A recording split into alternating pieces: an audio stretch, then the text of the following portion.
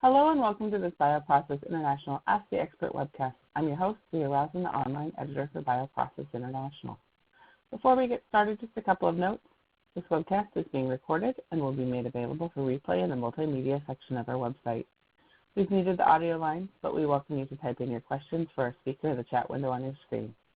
After the presentation, we will begin the question and answer portion, and I will ask our speaker your questions from the chat window. Your questions in the chat window will only be visible to myself and our speaker. So thank you for joining us today. It is now my pleasure to introduce our speaker, Dr. Hani El-Sabbahy from 3M. Thank you, Leah, for the introduction. So, as Leah said, I'm Hani El-Sabbahy. I'm an application engineering specialist for 3M UK, covering UK, Ireland, and Northern Europe. And I'm going to speak to you today about how chromatographic clarification with the EMPHAZE AEX hybrid purifier can work with protein A chromatography to remove problematic host cell proteins. So in this talk, we are going to look at the structure of the EMPHAZE AEX hybrid purifier and its position in the process. We'll also speak about what are problematic host cell proteins.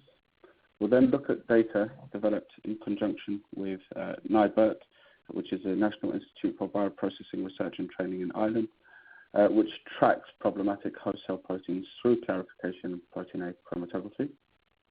Then we'll look at protein A cycling study results over 100 cycles for total host cell protein, total host cell DNA, and specific host cell proteins, including both problematic and commonly occurring host cell proteins. We'll also look at some data on resin fouling. There'll be a summary, and we'll go through what scales the 3M EMPHAZE AEX hybrid purifier is available in, and there'll be time for questions at the end. So the EMPHAZE AEX hybrid purifier is a chromatographic clarification device that consists of 4 layers of Q-functional nonwoven. So this is polypropylene fibers with Q ligand functionalized onto the fibers. It also consists of a 0.2 micron asymmetric polyamide size exclusion membrane for even flow distribution. The open structure of the Q-functional nonwoven and its high charge capacity enables it to deal with both insoluble impurities, i.e. turbidity, and soluble ones. So this is the diagram of a typical monoclonal antibody process. So you have the bioreactor here, and that's followed by clarification, which is usually done by centrifugation or depth filtration for the primary clarification, followed by polishing clarification, which is usually done by depth filtration. We tend to deploy the EMPHAZE AEX hybrid purifier in the polishing stage of the clarification, and this has an impact on levels of host cell protein and host cell DNA, so it's able to significantly reduce those, in contrast to depth filtration, where you don't see a significant reduction. And that has a knock-on impact on the rest of the process. We first see this on the protein A column, so the removal of DNA increases the performance of the protein A column.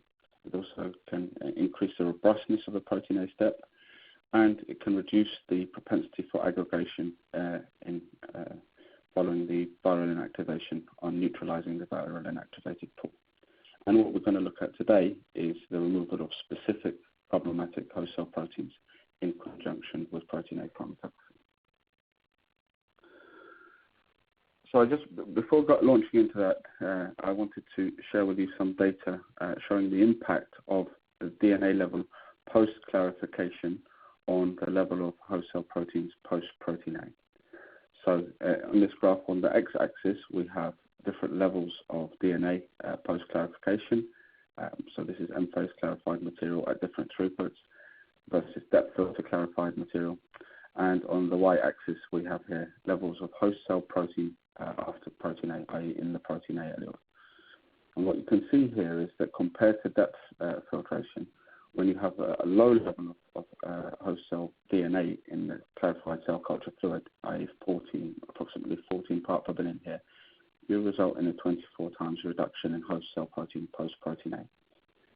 If you have a much higher level, so we're talking around 11,000 parts per billion here, then your reduction reduction in levels of host cell protein post-protein A is much less at 3.6 times. So for the work that was done at NIBRT on the tracking of problematic host cell proteins, we used a tocilizumab biosimilar feedstock, which had a titer of 3.5 grams per litre. And we were particularly careful to select a feedstock with levels of host cell protein and host cell DNA where we had previously seen turbidity post-protein A. So that material was clarified through a primary depth filter, and then it was split into two streams. The first half was clarified through a polishing depth filter and then through 0.2 micron sterilizing grade membrane before being allocated and frozen at -80. The second stream was chromatographically clarified using the EMPHAZE AEX hybrid purifier, followed by 0.2 micron sterilizing grade membrane, and then again allocating and freezing at -80. And all this material was then used for the studies that I'm about to present the data for now.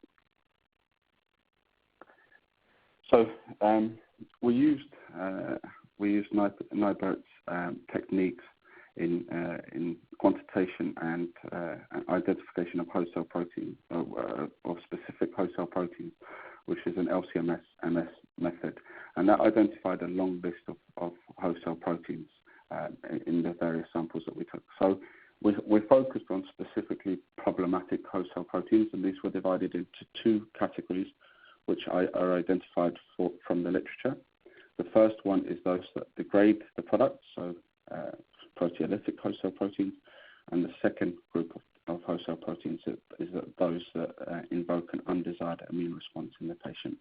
And so for the data analysis, though we have a database of all host cell proteins identified and quantified, we've focused on those two groups. Okay, so this data shows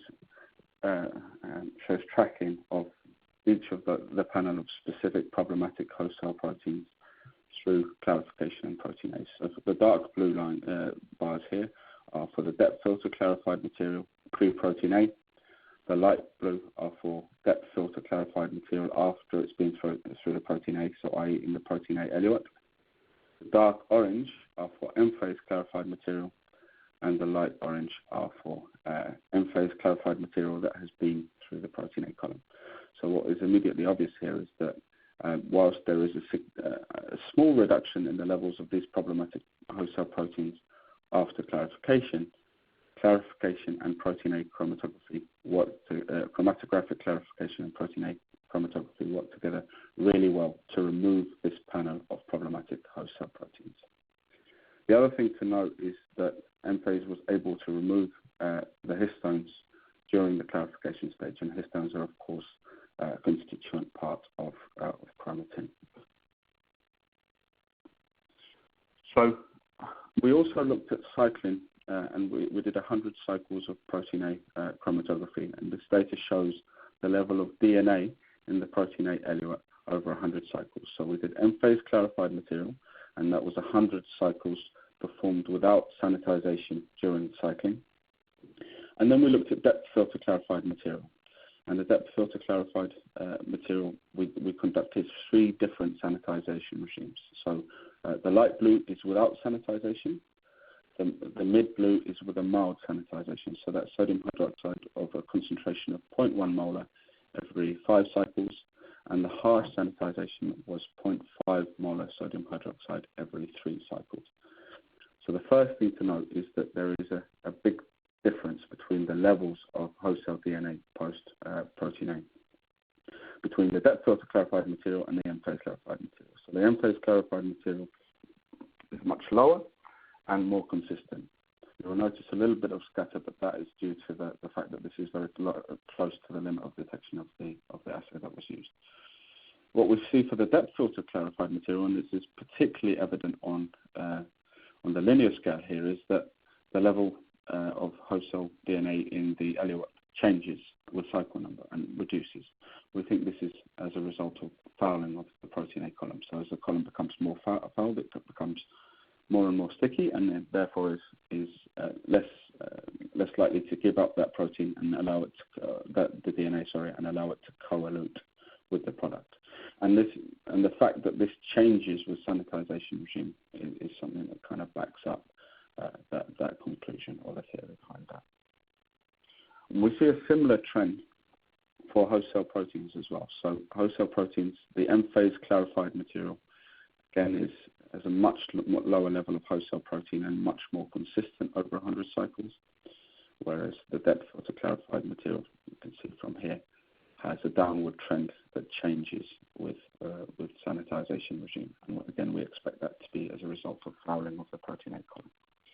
But in any case, what you don't want to see over multiple cycles of protein A is changing levels of host cell protein or indeed DNA. What you want is consistency. And from this data, the EMPHAZE AEX hybrid Purifier clarified material is able to provide that consistency. We also tracked specific problematic host cell proteins over 100 cycles of protein A chromatography, and also commonly occurring ones. So these are the ones in red are the problematic host cell proteins, and the commonly occurring host cell proteins are in green here. And again, these are the different sanitization regimes. So we've got no sanitization here, mild sanitization for this set of data, harsh sanitization here, and EMPHAZE without sanitization here. So what we can see here is that the problematic host cell proteins are cleared and consistently cleared over the 100 cycles of protein A chromatography performed, and the majority of commonly occurring ones are also cleared, with the exception of clusterin and lipoprotein lipase. Lipoprotein lipase, though, is about an order of magnitude lower than the concentration for any of the depth filter clarified material. And lipoprotein lipase, together with nidogen-1, are considered to be difficult to purify host cell proteins because they associate with a number of different monoclonal antibody products, and they co-elute over a number of different orthogonal polishing steps. Following the cycling, which was performed for each feed material and sanitization regime on a different column, the columns were sanitized. And we used the LC-MS method at NIBUT to look at the specific host cell proteins present in that sanitization fraction. So each individual band here is a specific host cell protein. There wasn't space on this slide to show the names of those proteins, but those are available in the paper which is published. But you can see here there is a difference between the number of host cell proteins for the depth filter clarified materials compared to the EMPHAZE clarified material. And this indicates reduced fouling of the protein A column. So in summary, what we've shown is that chromatographic clarification using the EMPHAZE AEX hybrid purifier, first of all, removes histones and chromatin, which can foul the protein A column, reducing yield and purity. We've shown the removal of key problematic host cell proteins of the EMPHAZE AEX hybrid purifier in conjunction with protein A chromatography.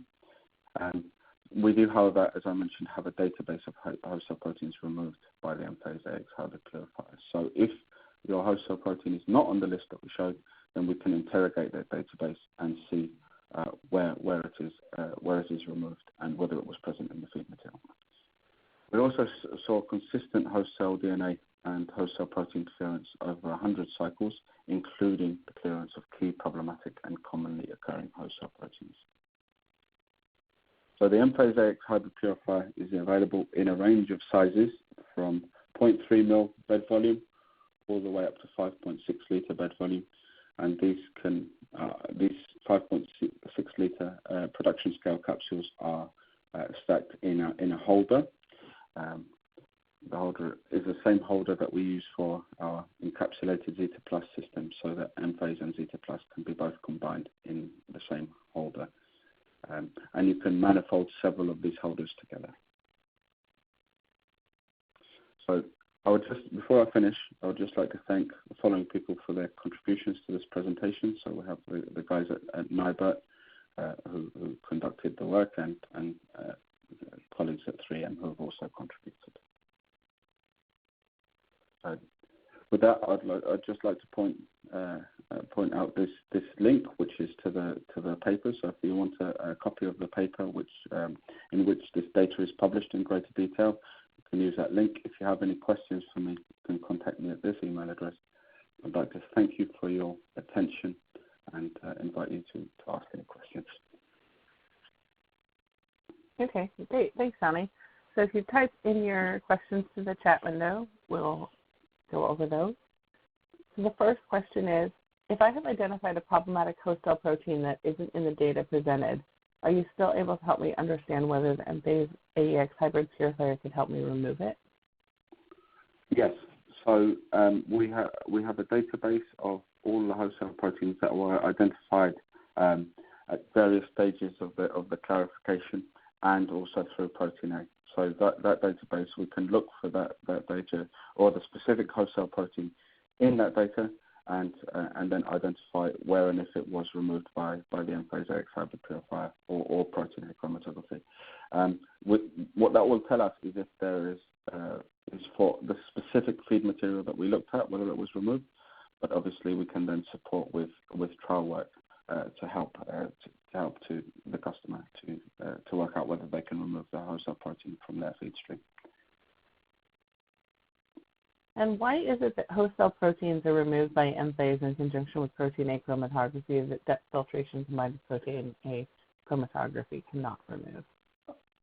Okay, so we believe that the EMPHAZE AEX hybrid purifier removes chromatin, and it's the fact that it removes chromatin, which causes an interaction between the antibody and the protein A resin, which stops them from essentially hitchhiking and co-eluting with the product. So the fact that EMPHAZE is able to remove the chromatin is what we think is leading to the removal of those specific problematic host cell proteins, whereas the depth filtration doesn't remove that chromatin, and that's supported by the first graph that I showed here,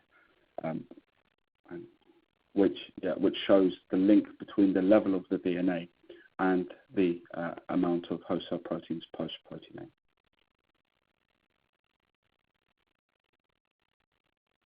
A. Okay, and how would I go about sizing the EMPHAZE AEX hybrid purifier to get the reductions in total and specific host cell proteins post protein A?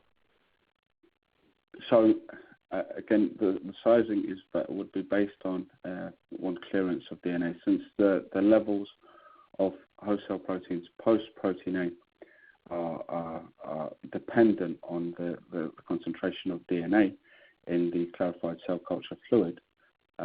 Sizing would be based on breakthrough of DNA, essentially. And we have specific ways that we can measure that. We can use DLS and turbidity ratio techniques. There are papers on these that we can share with people if they need it, that give us an idea of where DNA breakthrough happens, and also then followed up by specific measurements for DNA. Okay.